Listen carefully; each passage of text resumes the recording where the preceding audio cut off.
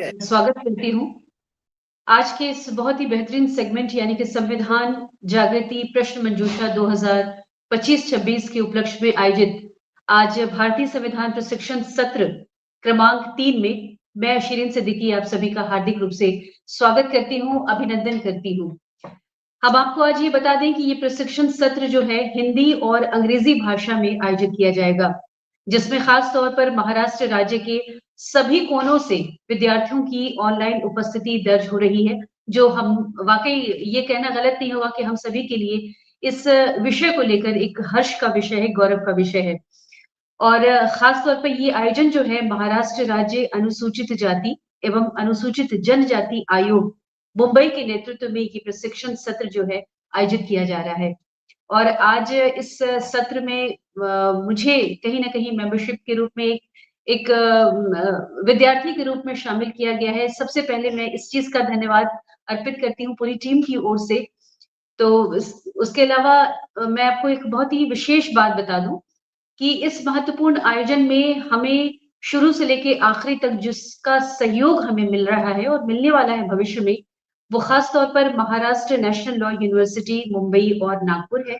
उसके अलावा आदिवासी विकास विभाग, उच्च व तंत्र शिक्षण विभाग, अल्पसंख्यक विभाग, इतर बहुजन कल्याण विभाग, समाज कल्याण विभाग, शालेय शिक्षण विभाग, इसके अलावा जो युवा करियर क्लब है, ये प्रशिक्षण कार्यक्रम जो है हिंदी और अंग्रेजी दोनों, हिंदी अंग्रेजी और मराठी तीनों ही भाषाओं में हम लोगों ने रखा है और खास तौर पर आयोजित किया है ताकि ये तीनों भाषा जानने वाले हमारे विद्यार्थी हैं बहुत ही सरलता के साथ इस सेशन से जुड़ सकेंगे।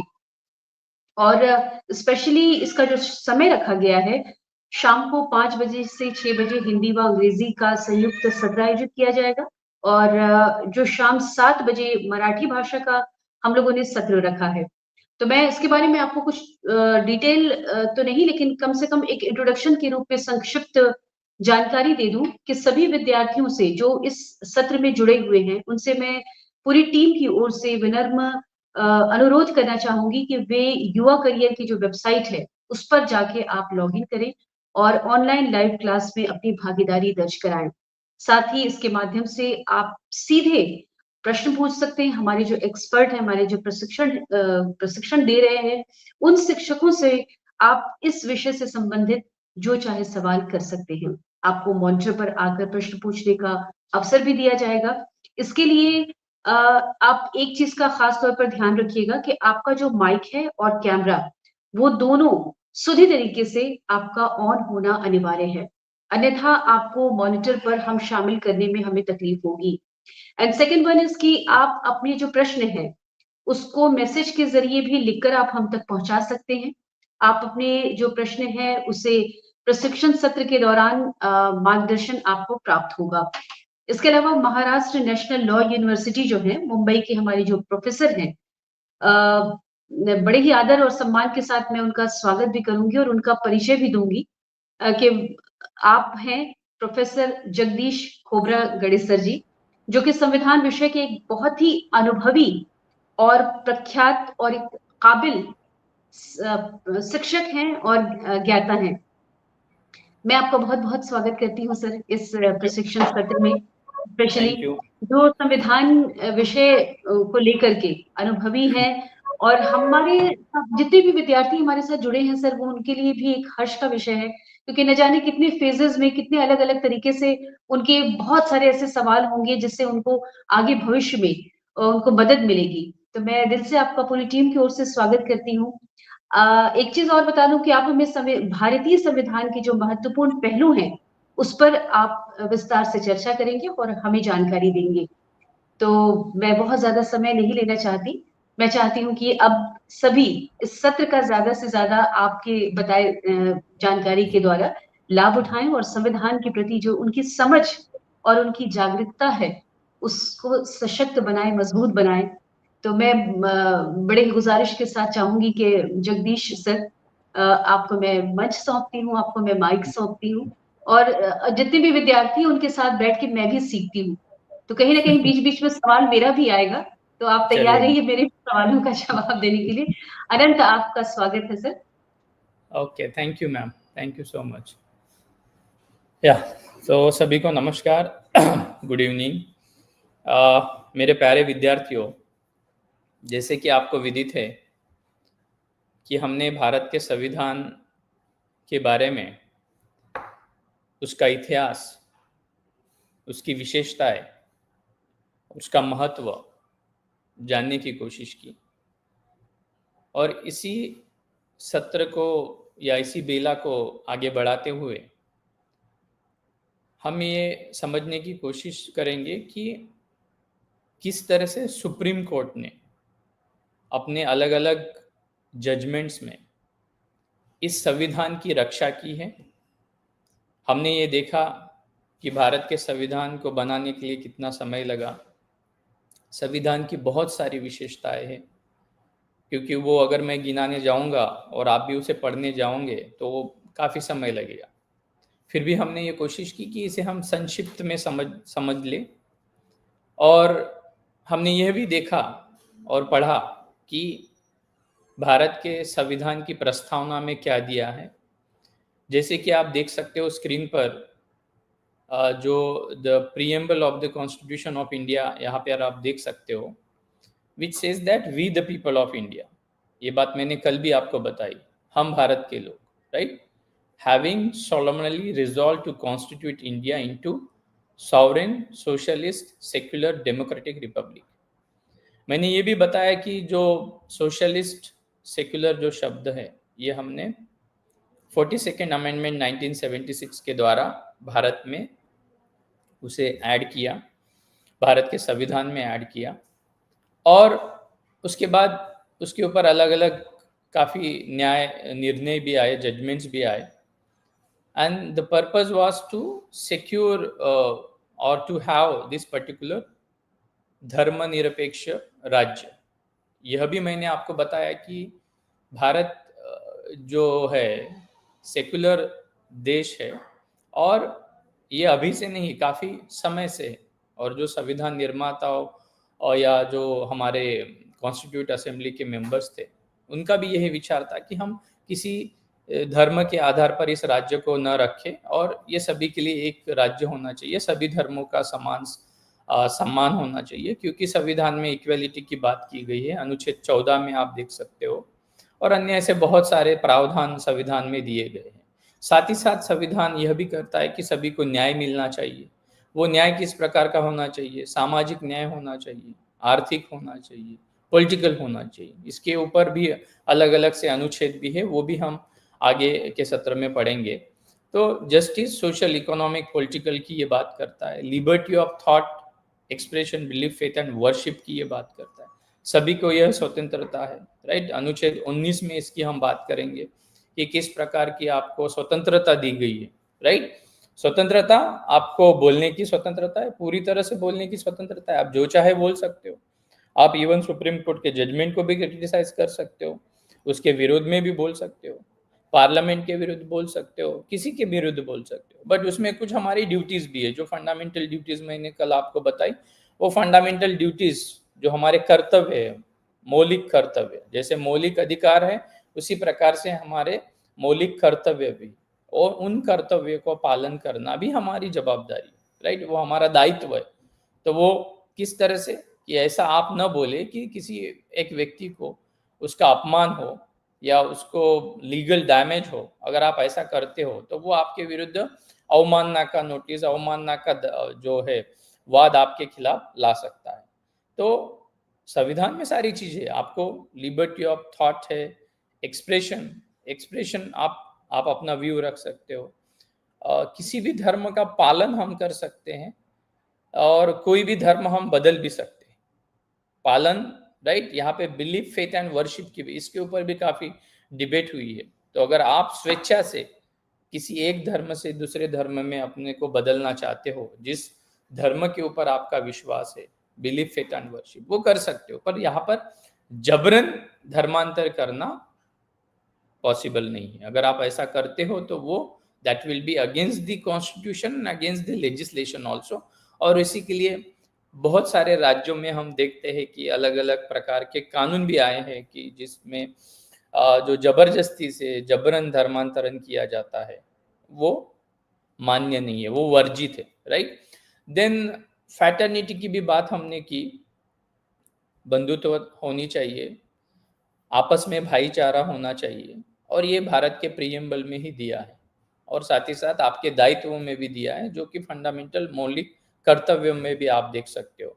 सो फैटर्निटी और इक्वालिटी की भी हम बात करते हैं, equality of status and opportunity, right, and that to promote among them all. तो ये भी इक्वालिटी की हमने बात की, सभी को समान विधि की समान संरक्षण होना चाहिए, और विधि के समक्ष सभी समान होने चाहिए, राइट, सभी को। तो वो आर्टिकल 14 के बारे में हम बात करेंगे जब हम मौलिक अधिकारों की बात करेंगे। आर्टिकल 12 से लेकर 35 तक जो अनुच्छेद है, 12 से लेकर 35, ये सारे अनुच्छेद आपके जो मौलिक अधिकारों की बात करते हैं, उसमें आर्टिकल 14 जो है स्पेसिफिकली वो equality of status and equality opportunity की बात करता है, right. Then fraternity assuring the dignity of the individual and the unity and integrity of the nation, right. तो यहाँ पे हमारा ये दायित्व है कि हमने अपने देश की रक्षा करनी चाहिए, हमारे इंटीग्रिटी होनी चाहिए, अपने नेशनल फ्लैग का सम्मान करना चाहिए, ऐसे हमारे दायित्व है। And that we the people of India, right, have given this to ourselves on 26 November 1949 and do hereby adopt, enact and to give ourselves this constitution। ये हमने बात की। बट मैंने आपको कल एक केस बताया था, कौन सा, Golaknath versus state of Punjab, और उसी सीरीज में अन्य और सुप्रीम कोर्ट के जजमेंट्स है जो कि प्रियम्बल के ऊपर आप बोल सकते हो कि वो सुप्रीम कोर्ट ने निर्णय लेते हुए बताया। एक सामान्य व्यक्ति के रूप में या सामान्य नागरिक के रूप में आपका ये जानने का अधिकार है कि प्रस्तावना क्या होती है। प्रस्तावना क्या ये संविधान का भाग है, क्या किसी एक पुस्तक का, एक उदाहरण के तौर पे अगर एक कोई पुस्तक है, सपोज हम एक उदाहरण के तौर पे एक पुस्तक ये कॉन्स्टिट्यूशन का एक पुस्तक है, राइट। तो इस पुस्तक में हम देखेंगे कि इसमें एक हर एक पुस्तक में एक प्रस्तावना होती है। तो क्या वो पुस्तक की जो प्रस्तावना है, क्या वो पुस्तक का भाग है कि नहीं है, ये भी तो हमें जानना जरूरी है। और उसमें ऐसे बहुत सारी चीजें हैं जिसमें, या जजमेंट्स भी बोल सकते हो, कि उसमें ऐसा बोला जाता है कि जो प्रस्तावना होती है वो पुस्तक का भाग नहीं है। कुछ लोगों का मत ये भी हो सकता है कि जो मूल पुस्तक है और प्रस्तावना दोनों अलग अलग हो सकती है, ऐसा भी विचार आ सकता है। तो इसीलिए जो गोलकनाथ का केस हुआ था, जिसमें लैंड रिफॉर्म्स एक्ट, जो पंजाब में एक कानून आया था 1953 में, जिसमें गोलकनाथ और उसके फैमिली मेंबर्स के पास कितना 500 एकड़ जमीन था उनके पास, कितना था 500 एकड़, और ऐसे उन्हीं के पास नहीं, ऐसे बहुत सारे लोगों के पास ऐसी जमीनें थी। और मैंने ये भी आपको बताया कि बहुत सारे राजा महाराजाओं ने अपनी जमीनें, अपनी सरहदें, अपनी जो किंगडम्स है, जो साम्राज्य है, पूरी तरह से भारत में उनको विलीन करना पड़ा, और बाद में गवर्नमेंट ने वो सारी जमीनें जो है कि सीलिंग में दे दिए। ठीक है, आप मुझे देख सकते हो ना सारे? Yes, am I visible? Okay, ठीक है। तो गोलकनाथ में ये कहा गया कि जो अनुच्छेद 13 का उसमें भी जिक्र किया गया है, जिसमें पहली बार ये सवाल आया था कि क्या बेसिक स्ट्रक्चर हो सकता है, क्या पार्लियामेंट के पास ये पावर हो सकता है कि वो फंडामेंटल राइट्स में अमेंडमेंट कर सकते हैं कि नहीं कर सकते, राइट। तो in that judgment the supreme court held that fundamental rights are immutable and can not be amended by the parliament, ये उसमें बताया गया था। इसका मतलब ये है कि fundamental rights are very very important and parliament के द्वारा उसमें कोई बदल नहीं किया जा सकता है। और उसके बाद एक और जजमेंट आया जो काफी पॉपुलर जजमेंट है, that is Kesavananda Bharati versus state of Kerala. ये 1973 का जजमेंट है। ये सारी स्लाइड्स मैंने कल ही आपको भेजी है। उसमें देख सकते हैं कि this is the landmark judgement. And why it is landmark? क्योंकि इस जजमेंट में 13 जजों की पीठ, जिसे हम बेंच बोलते हैं, उन्होंने जो है कि इसमें निर्णय दिया था। 13 जज, ऐसा बहुत आज तक अभी बाद में हुआ नहीं। अभी तक बाद में उसके बाद शायद 11 जजेस की ही बेंच बैठी है। तो इसमें this is the landmark one where 13 जजेस sit together and they have decided, larger bench, and that judgment was 7-6 ऐसा था, मेजोरिटी तो उस जजमेंट के फेवर में थी। और इसमें ये सबसे पहले ये सवाल आया था कि वेदर प्रियम्बल की चर्चा हुई इसमें, preamble is part of the constitution or not, and where preamble is the part of the basic, whether it is a basic structure of the constitution or not. और विवाद क्या था? विवाद ये था इसमें कि इसमें केरला में एक स्वामी थे, स्वामी केशवानंद भारती, उनका प्रॉपर्टी से संबंधित रिलीजियस इंस्टीट्यूशंस होते हैं, जैसे मठ्स होते हैं, तो उस मठ की जो जमीन है, क्या सरकार किसी कानून के द्वारा ले सकती है? और जो लैंड रिफॉर्म्स एक्ट केरला में लाया गया, उसके तहत उनकी जमीन ली गई थी। और उसके बाद में केशवानंद भारती ने ये जो है मामला चैलेंज किया, वो मामला सुप्रीम कोर्ट तक गया, और उसमें ये इशू आया था कि क्या whether the parliament can amend the constitution and can amend the basic structure, can they destroy the basic structure of the constitution?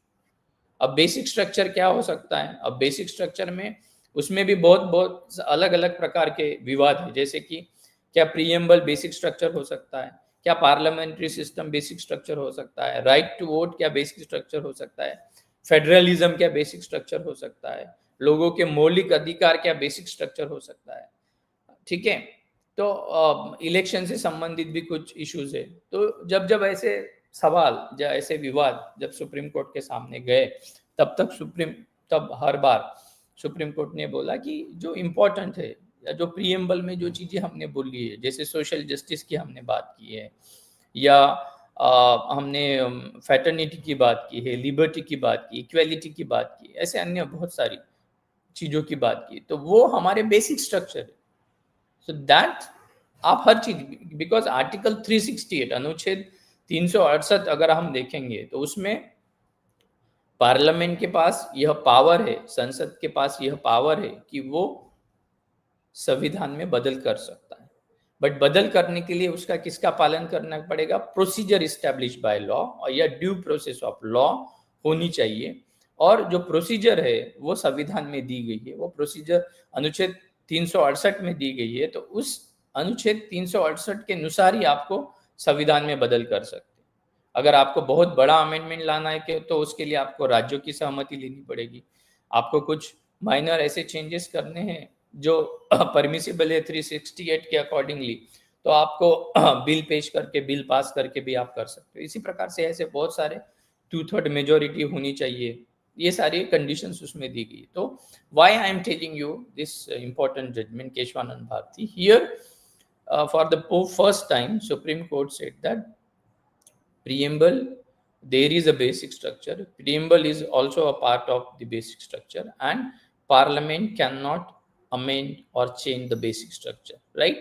तो ये इसमें एक निर्णय हुआ था। साथ ही साथ इसके बाद अन्य और मामले आए, जैसे कि Minerva mills versus union of India का 1980 में, राइट, 80s में, 1980s में एक जजमेंट आया। There also they have challenged the 42nd amendment of the constitution, and the question was that whether there is a harmony between fundamental rights and directive principles of the state policy, and whether they are the basic structure of the constitution. तो इस Minerva mill case में 1980 में supreme court ने, they have given the clarification, उन्होंने बोला while interpreting the constitution they said that there should be a clarification, right, about the basic structure doctrine, and the court ruled that the parliament have the power to amend the constitution, but this power is limited by the constitution itself, and therefore they cannot have the unlimited power. The constitution or parliament cannot have, constitution cannot grant them unlimited power to amend anything, or parliament cannot amend anything as they wish, right? So here they said that there is a harmony between fundamental rights and the directive principles of the state policy, and those are the basic structure of the constitution, right? And that individual has those rights. So parliament cannot you may say change the fundamental rights of the individual, and also it includes the right to liberty, right to equality, right? Those are the important components of the fundamental rights, and that should be considered as a basic structure of the constitution.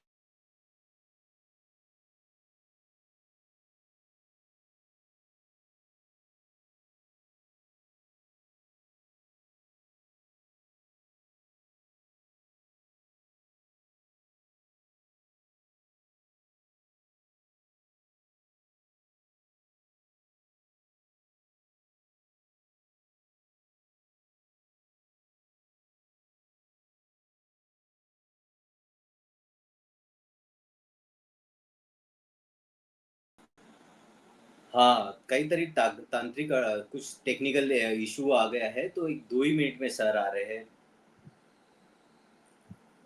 जी दोस्तों, जैसे कि हमने आपको बताया है कि अभी इस सेशन के दौरान आप कुछ सवाल भी पूछ सकते हैं, ठीक है? और आपके कुछ क्वेरीज भी हो तो वो भी लिखिए मॉनिटर पर, आप अपने क्वेश्चंस लिखिए, साथ ही साथ आपके जो सवाल हो वो आप ऑन स्क्रीन भी पूछ सकते, बट याद रखिएगा स्क्रीन पर आते समय आपको आपका माइक साथ ही साथ आपका कैमरा ऑन रखना है। कुछ तकनीकी खराबी के कारण सर एक थोड़े ही देर में आ रहे हैं। हाँ सर आ गए हैं जी, welcome sir. Okay, thank you. तो ये डिस्कनेक्ट हो गया था ऑटोमेटिक, कोई बात नहीं। तो हम चर्चा ये कर रहे थे कि बेसिक स्ट्रक्चर की हम बात कर रहे थे, ये संविधान का क्या बेसिक स्ट्रक्चर होना चाहिए, और प्रियम्बल के बारे में भी मैंने आपको बताया, right? So this preamble reflects the constitution, क्या उसका पार्ट है या नहीं है। तो उसमें मैंने Golaknath versus state of Punjab का केस आपको बताया, उसके बाद में Kesavananda Bharati versus state of Kerala का 1973 का जजमेंट मैंने आपको बताया, और पहले वाले केस में भी सुप्रीम कोर्ट ने बोला था कि yes, fundamental rights are basic structure, those are important. Then there was the question with regard to the preamble, क्या प्रीएम्बल बेसिक स्ट्रक्चर का पार्ट हो सकता है, whether it is a basic structure, and can the parliament can amend the constitution as they will, as they wish. तो ऐसा वो नहीं कर सकते, क्या उनके पास अनलिमिटेड पावर हो सकता है, ये सवाल उसके सुप्रीम कोर्ट के सामने था। तो सुप्रीम कोर्ट ने बोला कि नो, 1973 का जो जजमेंट है उसमें बोला कि प्रीएम्बल इज वेरी इंपॉर्टेंट, जिससे कि हम उस संविधान की या उस पुस्तक की, केवल वो पुस्तक नहीं है, उसमें बहुत सारी चीजें, वो उसका दर्शन हमें मिलता है, राइट? जब उसका दर्शन हमें उस प्रस्तावना से समझ में आता है तो वो उसका पार्ट होना चाहिए, पार्ट होगा वो, and therefore they cannot change as they wish, or they cannot go against the basic structure of the constitution। और उसके बाद अन्य और विवाद आए, जैसे कि Maneka Gandhi versus union of India का केस है, 1978 का एक जजमेंट है, उसमें भी ये सवाल आया था। उसमें तो हम डिस्कस करेंगे अभी डिटेल में कि whether what is the state and what powers they have, right? तो अगर हम मनेका गांधी का केस या मेनका गांधी भी आप बोलते हो, उसमें सवाल ये था कि क्या राज्य के पास यह अथॉरिटी है कि वो किसी भी व्यक्ति के जो मौलिक अधिकार है उसका क्या वो हनन कर सकता है। वो विवाद क्यों गया सुप्रीम कोर्ट, ये हम जानने की कोशिश करेंगे।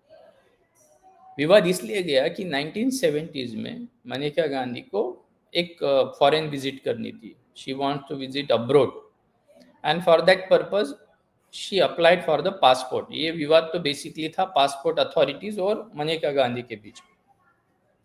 तो पासपोर्ट अथॉरिटी ने क्या किया, वो मनेका गांधी का पासपोर्ट जो है सीज कर लिया, और पासपोर्ट सीज करने के बाद ना उनको नोटिस दिया, ना उनको सूचना दी, और डायरेक्टली बोला कि आप नहीं जा सकते हो बाद में। And then she asked them कि व्हाई, वो क्यों नहीं जा सकती, क्या कारण है, मुझे बताइए, उसका रीजन बताइए। क्या आपने ये निर्णय लेने के पहले मुझसे पूछा या मुझे ये मौका दिया कि मैं अपना पक्ष रख सकूं? तो मनेका गांधी को ऐसा कोई principle of natural justice follow ही नहीं किया गया, ना उनको पूछा गया, ना उनको कारण बताया गया और डायरेक्टली उन्होंने बोला कि आप नहीं जा सकते हो. Then that matter was challenged to the Supreme Court, right? Matter Supreme Court के सामने आया. She has challenged, stating that it has violated Article 14 of the Constitution, right, which is equality before law and equal protection of law. And then Article 21 also she has referred, that is right to life and personal liberty. So whether that right is really violated, can passport authority seize the passport of any citizen without giving any reasons? तो उस case में supreme court ने ये बोला कि आप ऐसा नहीं कर सकते. अगर आपको पासपोर्ट किसी व्यक्ति का सीज करना है, उसके पहले उसको कारण बताना पड़ेगा या उसको मौका देना पड़ेगा, because those are the basic principles of natural justice. वो हम बाद में और डिटेल में चर्चा करेंगे. देन उसके बाद SR Bommai versus union of India का भी केस है, ये भी आप पढ़ सकते हो. 1994 का जजमेंट है, where this SR Bommai, who was the chief minister of former chief minister of Karnataka, he challenged the misuse of president rule, right? Article 356 जो है वो सरकार जो प्रेसिडेंट है वो अपने पावर का मिसयूज कर सकता है या मिसयूज करता है. तो ही challenge that particularly misuse of that president rule in India, right? And then there was also the question कि क्या 356 में आप कुछ भी कर सकते हो, right? So here they also referred the debates of the Constituent Assembly, where Dr. B.R. Ambedkar said during his this presentation before the Constituent Assembly that Article 356 is a dead letter, right? And it should not be used generally, it should be used rarely. इसका उपयोग जो है rare situation में होना चाहिए, ठीक है. इस प्रकार से उसमें विवाद आया. उसके बाद में एडीएम जबलपुर वर्सेस शिवकांत शुक्ला का भी एक केस है, जो भी हम उसको भी हम पढ़ सकते हैं. इस केस में भी ड्यूरिंग द इमरजेंसी क्या आप किसी भी व्यक्ति के मौलिक अधिकार का हनन कर सकते हो, उसको जेल में लंबे समय तक डाल सकते हो, क्या ये बेसिक स्ट्रक्चर का पार्ट हो सकता है? क्योंकि after this particular emergency declare by Indira Gandhi ji, and then that time many people were arrested, and then this in Jabalpur also, right? There was this particular arrest. So here they said that कि आप कर सकते हो emergency में भी कुछ अधिकार आपके ये हो सकते हैं, समाप्त हो सकते हैं, बट ऐसे कुछ अधिकार है जो समाप्त नहीं होंगे, राइट? तो there was this particular issue, and then justice Bhagwati was there. उसके बाद में ऐसे और बहुत सारे निर्णय हैं, वो मैं आपको बाद में बताऊंगा. जैसे Vishakha versus state of Rajasthan 1997 का जजमेंट है, and Navtej Singh versus Johar versus union of India 2018 का जजमेंट है, जिसमें वो हम बाद में डिस्कस करेंगे. But first will directly move to now article 1, 2, 3, 4, 5, 6 and then will go to 12, 13 and 14. तो जैसे कि मैंने आपको बताया कि भारत का संविधान जो है वो 22 भागों में विभाजित है, 22 चैप्टर. तो पहला पार्ट हमारा आता है कि the union and its territory. बाद में हम वो जजमेंट्स डिस्कस करेंगे. जैसे कि आर्टिकल 1 to 4 जो है, अगर हम बेयर एक्ट को भी देखेंगे, संविधान का अगर आपके पास बेयर एक्ट हो उसका कॉपी, तो उसमें आप देख सकते हो, उसमें दिया हुआ है कि the union and its territory. So 1 to 4 deals with the union and its territory. Name of India क्या है, territory of India, formation of the state, as I told you earlier also कि India that is Bharat, which is the union of states. Okay, so there are 29 states and 7 union territories are there. वो list है, you can read those 7 union territories, right? Delhi, this Andaman, Nicobar, Lakshadweep, Dadra, Pondicherry, Daman, Diu, Chandigarh, ठीक है. और हमारे पास 29 states. So it is basically a union of states. And the state, the center has all that power, which already we have discussed, that they can extend the jurisdiction of the state. वो boundaries से संबंधित या जो भी है वो सारा power केंद्र सरकार के पास होता है, क्योंकि एक्सटर्नल एग्रेशन से सुरक्षा करना भी काम केंद्र सरकार का होता है, राइट। कोई और अन्य राज्य अपने राज्य के ऊपर आक्रमण करता है तो सुरक्षा करके अपने नागरिकों की रक्षा करना भी उनका काम है। Then admission of new states, article 2, जैसे कि मैंने बोला कि parliament can admit new states, can establish new states. हम एक राज्य के 2 राज्य भी बना सकते हैं, 3 भी बना सकते हैं, जैसे कि अभी एक उदाहरण के तौर पे सिक्किम 1975 में बनाया गया, ठीक है। तो ऐसे भाग हम कर सकते हैं, तो ये आप देख सकते हो, 1 से 2 भी कर सकते हैं। जैसे 1960-61 में महाराष्ट्र और ये मध्य प्रदेश, ये हमने अलग कर दिया, और उसके पहले फिर वो तो है बहुत सारी ऐसी चीज़ें। तो ऐसे हम अलग अलग जो है राज्य हम क्या कर सकते हैं, बना सकते हैं, ऐड कर सकते हैं, ये अनुच्छेद 2 में दिया हुआ है। उसके बाद में हम बात करेंगे formation of new states, article 3। You can change the state names also, boundaries also, formation of new states. Then laws under article 2 and 3, article 4 में दिया है कि here we can say that article 4, that is also very very important, which talks about the territories, right, which talks about the, उसको हम बोल सकते हैं कि स्टेट्स जो सिटी, उसके बाद फिर हम डिस्कस करेंगे सिटीजनशिप्स के बारे में। सो 2, 3, 4 में, और 2, 3 के लिए ही 4 के बारे में उसमें बताया गया, राइट, कि वो उसको लॉज जो made by the parliament, whether we can continue or not, that is given under article 4। Then part 2 की हम बात करेंगे, जिसमें सिटीजनशिप की बात की गई, ठीक है, सिटीजनशिप।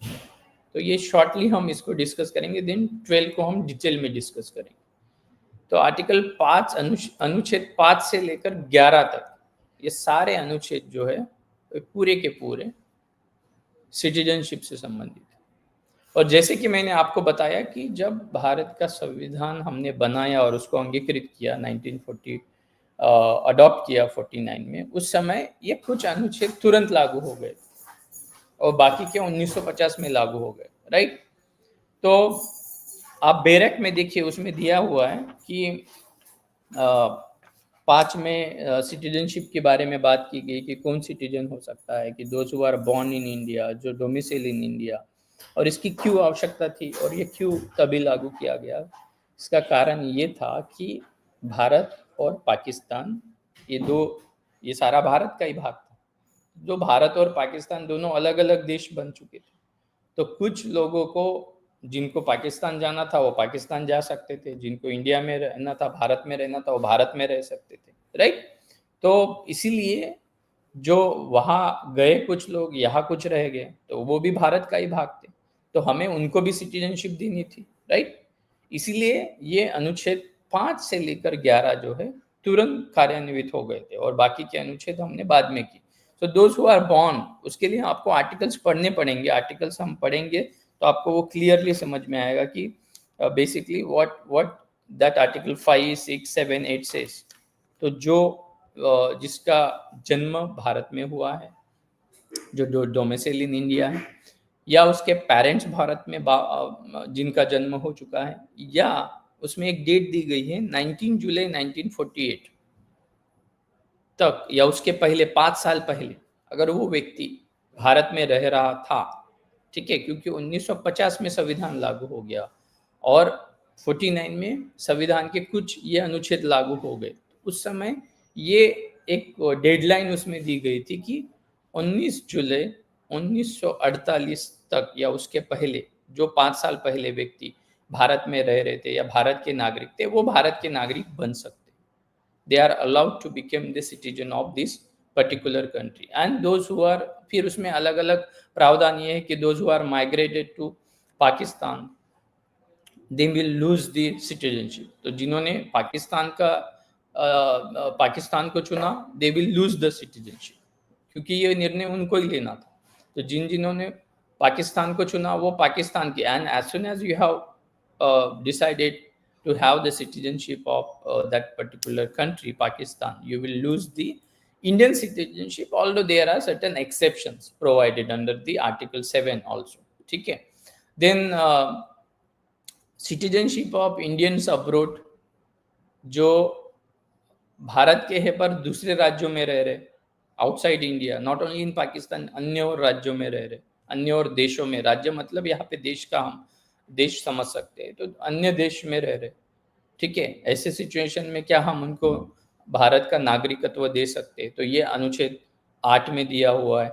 देन फॉरेन सिटीजनशिप, तो once you have acquired the foreign citizenship voluntarily, right, then your Indian citizenship will be terminated. ये अनुच्छेद 9 में दिया हुआ. तो आपको ये चुनना है कि आपको किस देश का नागरिक बनना है, राइट. तो इसीलिए ये कुछ अनुच्छेद तभी लागू किए गए थे. देन कंटिंजेंसी ऑफ सिटीजनशिप, उसके लिए आप प्रावधान पढ़ सकते हो, राइट. सो इसमें 10 और 11 में ये बोला गया है कि पार्लियामेंट के पास यह पावर है कि वो नागरिकत्व से संबंधित, सिटीजन से संबंधित कोई भी कानून बना सकता है. अभी बीच में वो सिटीजनशिप अमेंडमेंट एक्ट भी आया 2020-22 में, बहुत सारा विवाद भी हुआ. तो ये क्यों हुआ? क्योंकि पार्लियामेंट के पास ये पावर है, वो बना सकते हैं कि कौन सिटीजन रहेगा, उनका वेरिफिकेशन क्या होगा, क्या कंडीशंस हो सकती है, राइट. और ये सारा जो पावर है, शक्ति किसके पास है? This power is wasted with the parliament, and उसके लिए हमारे पास अलग से कानून भी है, that is the citizenship act 1955.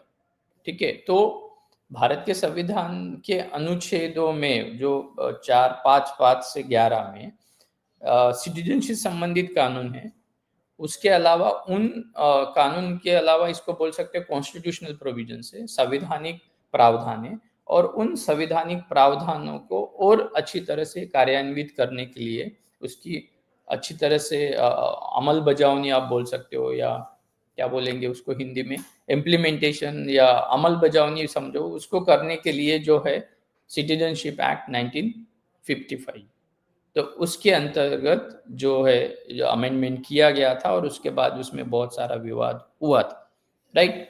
तो आपको ये समझना है 1 से 4 अनुच्छेद जो है वो देश, right, union of India, union of states and inclusion of the states, इसके बारे में बात करता है. 5 से 11 जो है उसको आपको एक एक अनुच्छेद को पढ़ना पड़ेगा, उसमें उसका इंटरप्रिटेशन करना पड़ेगा कि 5 से 11 सिटीजनशिप संबंधित, राइट. तो ये हो गया आपका चैप्टर 1 एंड 2. ठीक है. Now we are coming to very very important chapter. सबसे महत्वपूर्ण चैप्टर जो है वो है पार्ट 3 ऑफ द कॉन्स्टिट्यूशन, जिसे हम मौलिक अधिकारों का जो चैप्टर है उसे हम बोलेंगे. तो इसमें कौन से मौलिक अधिकार आपको दिए, और ये हमें डिटेल में करना.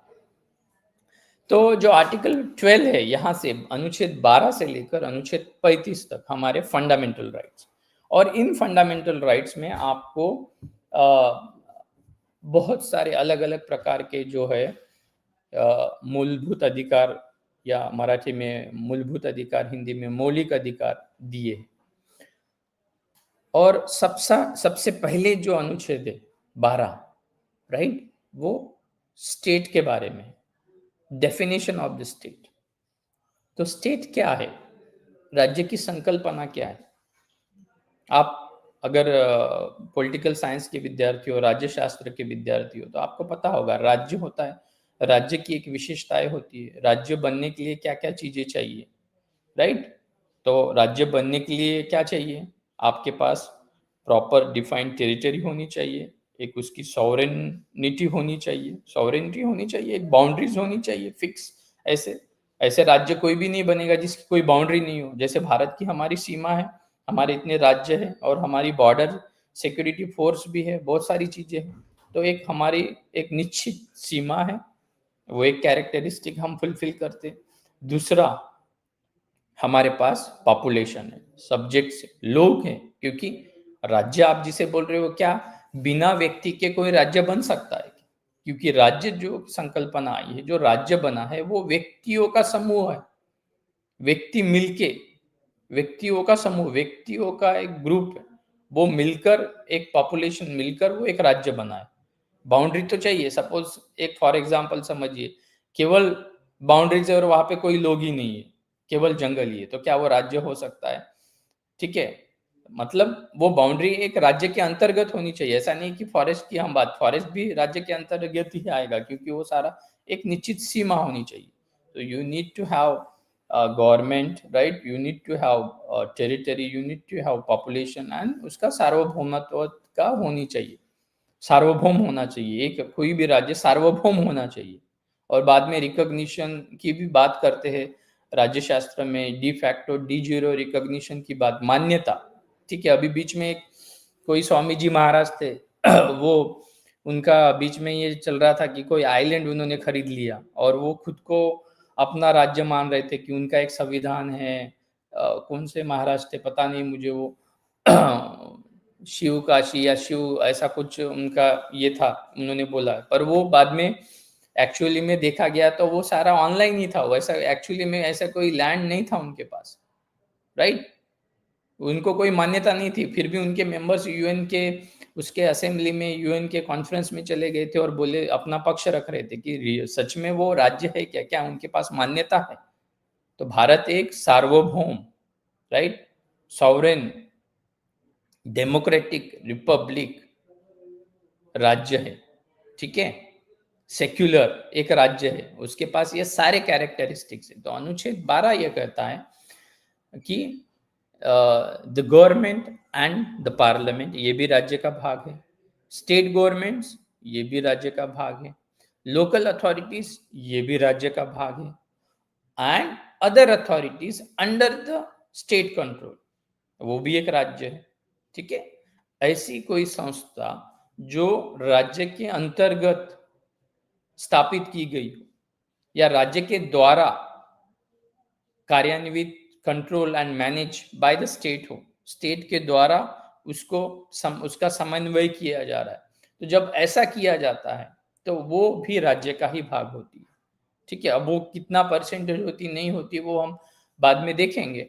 बट अनुच्छेद जो है 12, जिसमें स्टेट का डेफिनेशन दिया है और उसके बाद में उसमें बहुत सारे सुप्रीम कोर्ट के निर्णय भी आए, तो इसमें ये भी बोला जाता है कि why it is there in the fundamental rights, ये क्यों मौलिक अधिकारों में इसको हमने ऐड किया है, क्योंकि ये एक ऐसा बोला जाता है कि ये kind of a Magna carta of India है।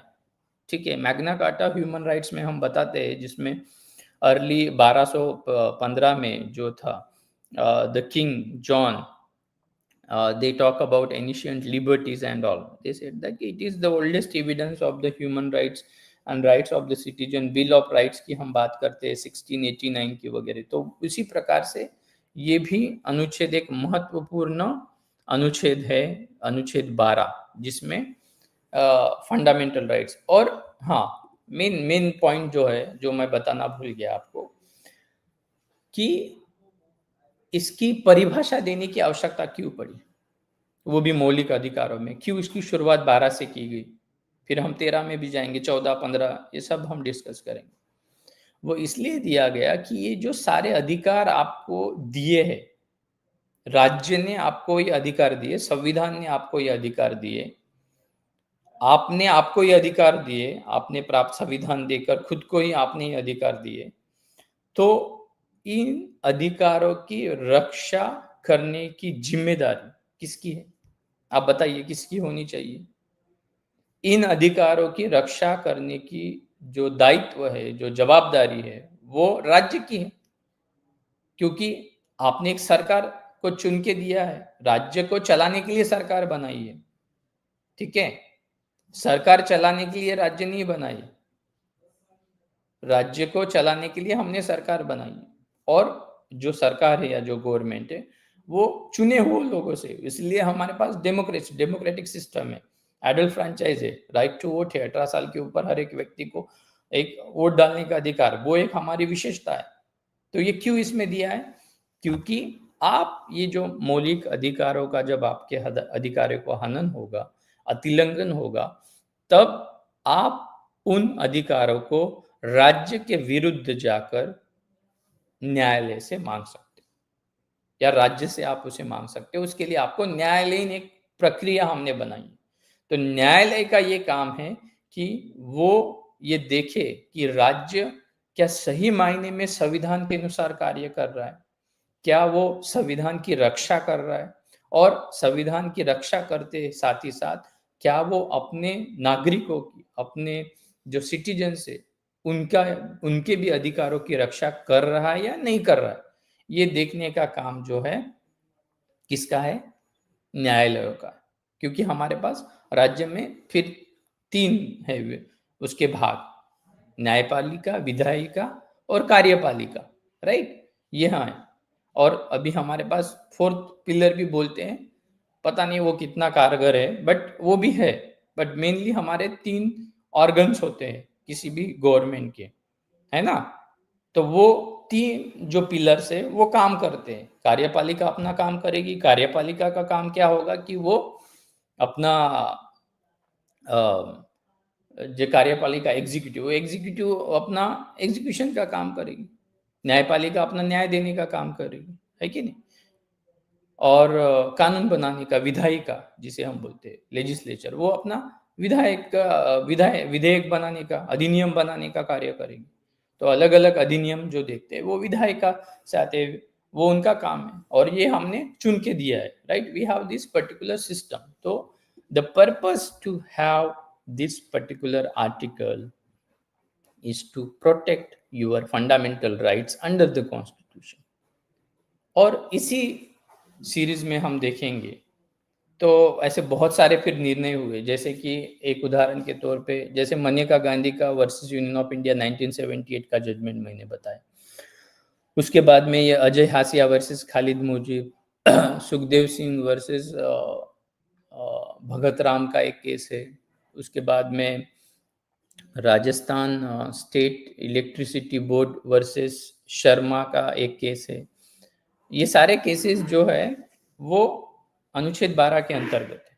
तो इस केस में क्या हुआ था? इस केस में ये सवाल ये आया था सुप्रीम कोर्ट के सामने 1981 में, अजय हासिया वर्सेस खालिद मुजीब में। ये सवाल था कि whether this local authorities, Ajay Hasia की अगर हम बात करेंगे, या municipalities and all, whether they are the or the societies, mainly societies की इसमें बात की कि कोई एक सोसाइटी है जो societies registered under the societies registration act में, वो बहुत पुराना कानून है, 1860 का अधिनियम है, ठीक है। उसके बाद में कुछ अमेंडेड कानून भी आए, 1898 का भी एक कानून है, societies registration act.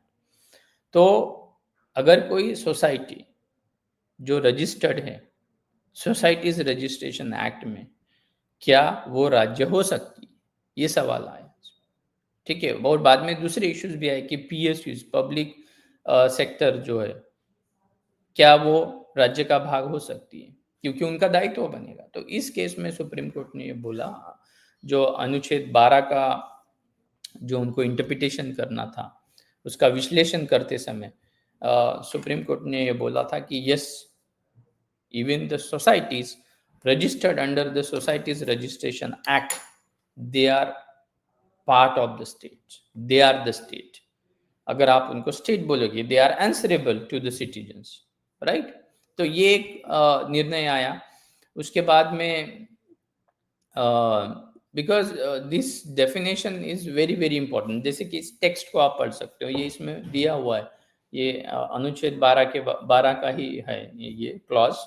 The state includes the government and parliament of India, the government and legislature of each state, and all local and other authorities within the territory of India or under the control of the government of India। तो ये सारा चीज जो होगा अनुच्छेद 12 में, वो राज्य की बात करती है। ये उसके सारे कंपोनेंट है जो अभी हमने उसकी चर्चा की। तो दूसरा जो एक केस है जिसमें, और इसमें क्या क्या आ सकता है, it includes governor, council of minister, legislature, right, and they are bound. by the constitution, they are part of the state.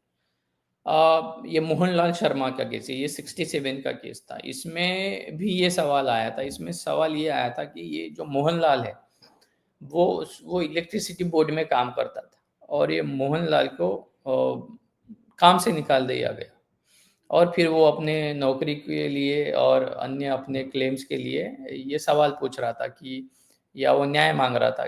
तो फिर बाद में इलेक्ट्रिसिटी बोर्ड बोलता है कि नहीं, हम तो राज्य नहीं हैं, तो आपको हम कोई कुछ नहीं दे सकते हैं। तो फिर ये मामला अल्टीमेटली सुप्रीम कोर्ट तक गया, उच्च न्यायालय में गया, सर्वोच्च न्यायालय। And then there was the question कि क्या इलेक्ट्रिसिटी बोर्ड, क्योंकि वो भी किसी न किसी अधिनियम के अंतर्गत आई होगी, इस्टेब्लिश हुआ होगा, तो क्या वो इलेक्ट्रिसिटी बोर्ड राज्य हो सकता है? क्या वो राज्य है? राइट, ये सवाल आया। तो इसमें सुप्रीम कोर्ट ने बोला कि yes, it is a state and they are answerable. तो बाद में उसको शायद उसकी नौकरी भी वापस मिल गई and then he won the case and then they said कि yes, ये पहला ऐसा केस था जिसमें एक ऐसे बोर्ड को भी राज्य माना गया, जैसे कि जिसमें हमने एक सोसाइटी को राज्य माना अजय हासिया वर्सेस खालिद मुजीब में, वैसे ही मोहनलाल शर्मा, ये पूरा नाम नहीं लिखा है इसमें, मोहनलाल शर्मा, तो इसमें इनको बोला गया कि yes, you electricity board is also the states. Then हाँ, उसके लिए फिर उन्होंने एक टेस्ट कोर्ट ने एक बनाई कि फंक्शन एंड फाइनेंशियल कंट्रोल, ये भी आपको देखना पड़ेगा कि क्या उनके पास कंट्रोल है, क्या उनके पास कंट्रोल, फाइनेंशियल कंट्रोल है, क्या वो किसी अधिनियम के अंतर्गत स्थापित की गई है। तो ऐसे अगर वो है तो then we can consider this. Similarly, in R.D. Shetty case, this is also very popular case. In that case also there was the issue कि whether the government has the complete control, whether they are doing the public, I think R.D. Shetty versus ये airport authority या किसी authority के विरुद्ध का judgement है। इसमें यह सवाल आया था कि क्या उनका उसके ऊपर कंट्रोल है। अगर वो कंट्रोल है तो हम उसको बोल सकते हैं कि yes, that will be the state, whether it is establish by the act, by the legislation. If it is establish by the act, then they are the state. एक और एक इंटरेस्टिंग केस है जो मैं आपको बताऊंगा। हाँ, ये जी टेलीफिल्म्स का केस है, ये काफी पुराना है, इसका पूरा साइटेशन मैं आपको दूंगा। इसमें ये 2003 का जजमेंट है जी टेलीफिल्म्स का। Why it is interesting to know this particular judgment, because here G Telefilms versus BCCI, BCCI ये यूनियन ऑफ इंडिया का केस है। इसमें board of cricket control of India जो है हमारा, जिसमें कि हमारे जो प्लेयर्स है जो हमारे देश के लिए क्रिकेट खेलते हैं, पर वो एक संस्था है, वो संस्था के अंतर्गत वो उनका नियुक्ति करते हैं, उनका सिलेक्शन होता है, उसका प्रेसिडेंट होता है, वाइस प्रेसिडेंट होता है, सेक्रेटरी, ये पूरा बॉडी होता है, and they decide it, right. और ये 2003 में जब केस गया, 2003 का ये कब का है, 2005 का ये जजमेंट है। इसका साइटेशन है AIR 2005 SC 2677, ठीक है। Cricket for board of cricket for control in India versus this Zee telefilms का जो केस मैं बोल रहा हूँ। तो यहाँ पे क्वेश्चन ये था कि ये जो बोर्ड है क्या वो राज्य है, क्योंकि जो सरकार थी वो ये कह रही थी कि ये राज्य है, इनको टैक्सेस देने चाहिए क्योंकि इनके पास बहुत पैसा है, दे अर्न ह्यूज मनी, ठीक है। और रिसेंटली अभी 2020 में 12-13 में भी बहुत बार ये विवाद हुआ, ठीक है। तो बीसीसीआई जो है वो खुद को राज्य मानने से बिल्कुल ही, राज्य मानने को बिल्कुल ही तैयार नहीं। उनका ये कहना है कि हम तो एक इंडिपेंडेंट बॉडी है और जो हमारे फंक्शंस है, जो पैसा है, वो हम हमारे खुद के पैसे से खर्च करते, सारा कंट्रोल हमारा है, तो इसमें राज्य का सवाल ही नहीं आता है, तो हम क्यों राज्य। बने और राज्य के अंतर्गत क्यों आए।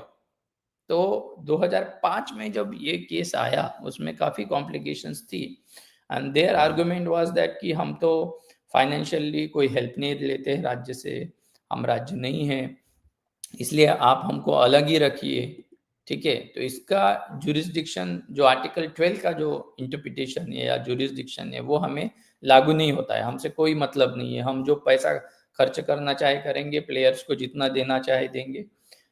Then there was the question whether this BCCI is established under the act, right? Whether they are governed by the act.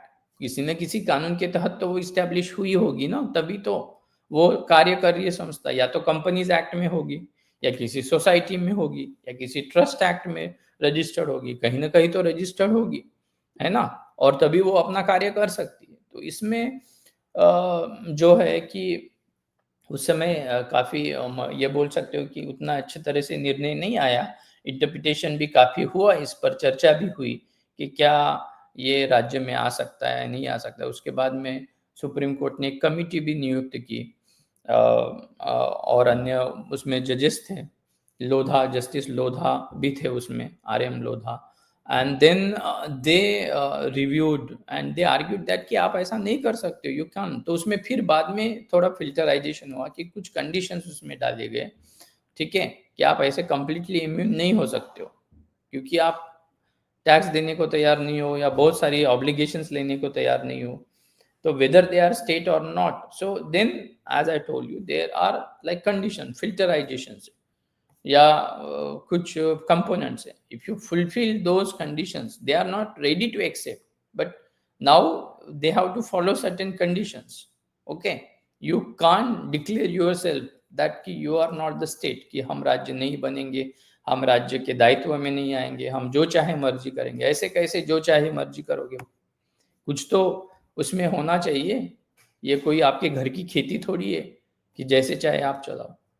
But फिर भी वो टसल अभी तक उस पर पूरी तरह से क्लैरिटी नहीं आई है, बट कुछ उसमें ये अंडरस्टैंडिंग बनी है बोर्ड ऑफ क्रिकेट में और राज्य में, और सुप्रीम कोर्ट ने भी बोला कि ऐसे मनमानी आपकी बिल्कुल नहीं चलनी चाहिए।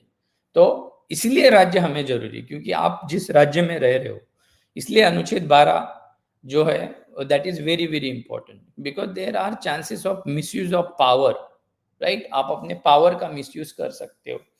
तो ये आप एक जजमेंट, इसको भी आप पढ़ सकते हो। अन्य और बहुत सारे निर्णय हैं, वो भी हम बाद में करेंगे, और इसमें कुछ डॉक्ट्रिन्स भी है, वो अनुच्छेद 13 में हम करेंगे। तो कल हम अनुच्छेद 13, 14, 15 जितने भी फंडामेंटल राइट्स हैं उसको मैं कवर करने की कोशिश करूंगा, और उसके बाद में मैं डायरेक्टिव प्रिंसिपल्स के बारे में बात करूंगा, ठीक है। तो इस तरह से जो है ये भारत का संविधान काम करता है, ठीक है। तो यहीं पे मैं विराम लूंगा। Thank you so much. Jagdish sir, आपका बहुत बहुत धन्यवाद। आपने बहुत अच्छी जानकारी दी है। आप इस पूरी जानकारी के दौरान एक बहुत अच्छी बात हमारे विद्यार्थियों से साझा कर रहे थे कि जैसे हमारे भारत के संविधान में तकरीबन 22 चैप्टर है, तो उसके जो डू एंड डोंट्स हैं उसमें सवाल करने के लिए या उन सवालों का जवाब पाने के लिए हमको उसको पढ़ना पड़ेगा। ये सबसे अच्छी बात लगी मुझे कि पढ़ना पड़ेगा, आपको जानना पड़ेगा, उसकी ओर आना पड़ेगा। तो कहीं ना कहीं जी एक सवाल आया है विद्यार्थी का, मराठी में जी है। जर संविधानाच्या निर्णयाने विरोध केला तर कोणता गुन्हा होतो? नहीं, ऐसा देखिए, ये जो सवाल है इसको थोड़ा और फिल्टर करना चाहिए। सवाल ये आहे की संविधानाचा न्यायालयाने विरोध केला तर कोणता? न्यायालय संविधानाचा विरोध कशाला करणार? प्रश्न ही आपका थोड़ा-सा गलत लग रहा है, क्योंकि संविधान, न्यायालय का ही काम है कि संविधान की रक्षा करना। हाँ, बिल्कुल सही व्यक्तिशः बात। जजमेंट, कोई अगर जज उसका विरोध करता है या उसके विरुद्ध में कुछ बोलता है, तो निश्चित उसके ऊपर कार्रवाई हो सकती है, क्योंकि वो न्यायालय की प्रक्रिया के दौरान वो अपनी बात रखते तो वो उनका प्रिविलेजेस हो सकता है। बट ऐसे पब्लिक प्लेटफॉर्म में या ओपनली स्पीचेस में अगर वो कहीं कुछ ऐसे संविधान के विरुद्ध, कोई भी व्यक्ति, वो न्याय जज हो या कोई भी व्यक्ति हो, यह एग्जैक्टली अधिकार को नहीं है कि वो संविधान के विरुद्ध बात करे। अगर वो विरुद्ध में बात करता है तो वो देश के विरुद्ध में बात कर रहा है, ऐसा होगा। ठीक है, बिल्कुल सही बात है। या एक बहुत महत्वपूर्ण चीज मैं यहाँ पर साझा करना चाहूंगी हमारे जितने भी विद्यार्थी जुड़े हुए हैं कि कल यानी कि 31 जनवरी 2026 को हमारे माननीय न्यायमूर्ति पृथ्वीराज के चौहान जो न्यायाधीश बॉम्बे उच्च न्यायालय नागपुर पीठ से हैं, कल यानी कि 31 जनवरी को शाम 7 बजे आयोजित सत्र में हमारे साथ सहभाग लेंगे और इस सत्र के दौरान सभी जो विद्यार्थी हैं संविधान से संबंधित सीधे हमारे माननीय न्यायमूर्ति जी से सवाल पूछ सकेंगे। तो ये अपने आप में एक बहुत बड़ा उनके लिए एक इनिशिएटिव है, एक अवसर है कि बड़ी संख्या में कल आयोजन में आप सहभाग लीजिए। उसके अलावा टाइम का विशेष रूप से आप ध्यान दीजिएगा कि शाम 5 बजे से 7 बजे ये सत्र रहेगा। और इसके अलावा भी मैं अभी जितने विद्यार्थी जुड़े हैं उनसे मैं कहूंगी कि आप जो आपके सवाल हैं, जैसा हमेशा होता आया है कि आप या तो मैसेज के माध्यम से जुड़े सवालों से या तो फिर आप ऑनलाइन भी हमसे बातचीत कर सकते हैं। और सर ने जैसा अभी शुरू में ही आपको बताया कि माइक और कैमरा आपको ऑन रखना है, इस बात का हमेशा विशेष रूप से ध्यान रखना है क्योंकि ये बहुत इंपॉर्टेंट चीज है। तो प्लीज कंटिन्यू सर। हाँ, इसमें एक सवाल है कि is clauses of Article 368 giving unlimited amending power? No, they don't have unlimited power. As I told you in the beginning, Parliament don't have unlimited power. Whatever the power is vested with the Parliament is within Article 368 और 368 में भी conditions दी गई है clauses कि क्या कितनी कितनी majority होनी चाहिए, 2/3 मेजोरिटी होनी चाहिए और आपको कॉन्स्टिट्यूशनल अमेंडमेंट लानी चाहिए तो क्या कंडीशंस होनी चाहिए। वो जो प्रोसीजर दी गई है, प्रोसीजर इस्टेब्लिश बाय लॉ या ड्यू प्रोसेस या संविधानिक प्रक्रिया का पालन उनको करना पड़ेगा। किसी भी संस्था को अनलिमिटेड पावर नहीं है। ठीक है, और बेसिक स्ट्रक्चर, इसीलिए तो सुप्रीम कोर्ट, मैंने आपको जो 3 जजमेंट्स बताए शुरुआत में, Golaknath versus state of Punjab, Kesavananda Bharati versus state of Kerala 1973 का जजमेंट, और एक मैंने आपको मनेका गांधी का केस और एसआर बोमाई का केस और अन्य जो न्याय निर्णय है, उसमें ये क्लियरली बोला है कि आप करो, चेंज करो, जो भी करो, आपके पास पावर है, बट ये अनलिमिटेड नहीं है। They are subject to the basic structure doctrine of the constitution. ठीक है, तो ये आपको ध्यान में रखना है। तो अब अनुमति लेने का समय आ गया है सर। जी जी जी, जी थैंक यू। मैं पुनः हमारे जितने भी विद्यार्थी जुड़े हुए हैं और आपका धन्यवाद करते एक हुए। सवाल है जी शिरीन मैम, जी एक नीलेश जी जी आपका सर। कोई सवाल है, आप बताइए। नीलेश जी आपका माइक अनम्यूट कीजिए।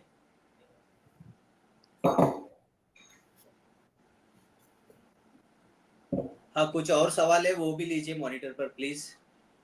जी,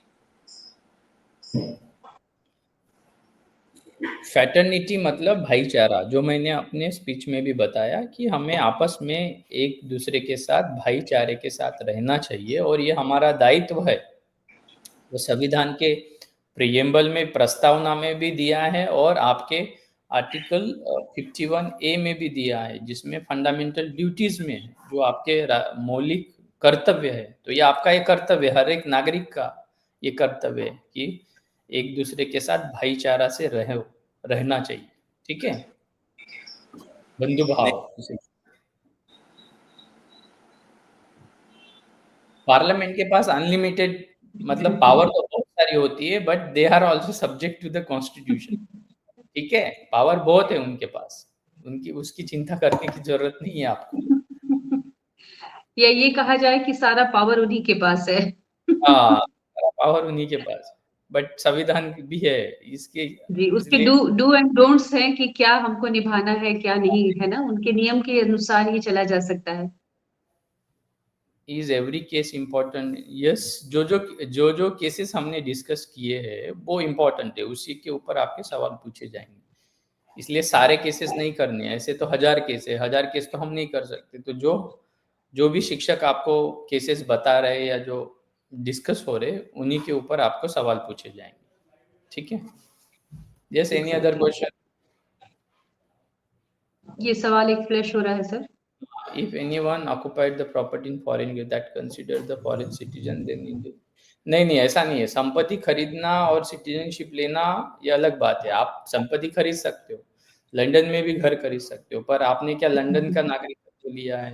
अगर आपने वहाँ का लिया है तो फिर यहाँ का छोड़ना पड़ेगा। India follow single citizenship. Property आप चाहे तो विश्व में कहीं पे भी खरीद सकते हो, ठीक है? तो ऐसी कोई बात नहीं है। Yes, next.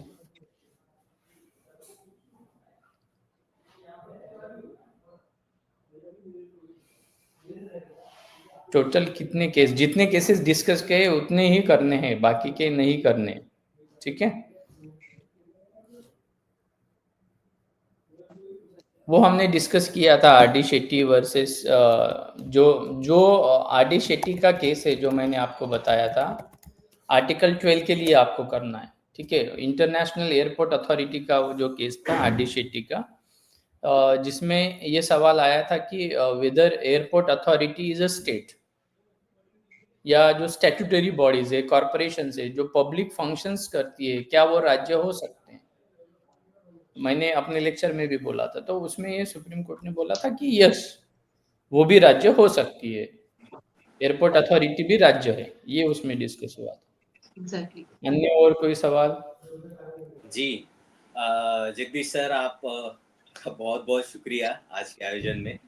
कुछ जो जैसा कि अभी शिरीन मैम ने भी हमें एक सूचना दी, तो मैं आप सभी दोस्तों को और सभी आज के जो हमारे विद्यार्थी हैं उन सभी को कहना चाहता हूँ कि कल का जो सत्र है, उस सत्र में हमारे महाराष्ट्र राज्य के मुंबई उच्च न्यायालय के जो न्यायमूर्ति है, retired justice Prithviraj Chauhan sir, ये एक बेहद बड़ा नाम है महाराष्ट्र राज्य के लिए, जो हर न्यायिक क्षेत्र का प्रत्येक व्यक्ति उन्हें जानता है, जो इन क्षेत्र में जो कार्य कर रहे हैं वो सभी लोग जानते हैं। तो मैं आप सभी विद्यार्थियों से कहना चाहता हूँ कि कृपया आप कल के आयोजन में, पूरा सहभाग करें। कल का जो बड़ी शाम संख्या में का जो सहभाग आयोजन लें। है आज का, और एक बात महत्व की जो है कि आज का जो हमारा जो सेशन है, जो 5 बजे का जो आयोजित किया जाता है, कल वह आयोजन 5 बजे के जगह वो सत्र जो है वो हम कल शाम को 7 बजे लेने वाले हैं। तो मैं सभी विद्यार्थियों से कहना चाहता हूँ कि कल सभी विद्यार्थी शाम को 7 बजे उस आयोजन में शामिल हो।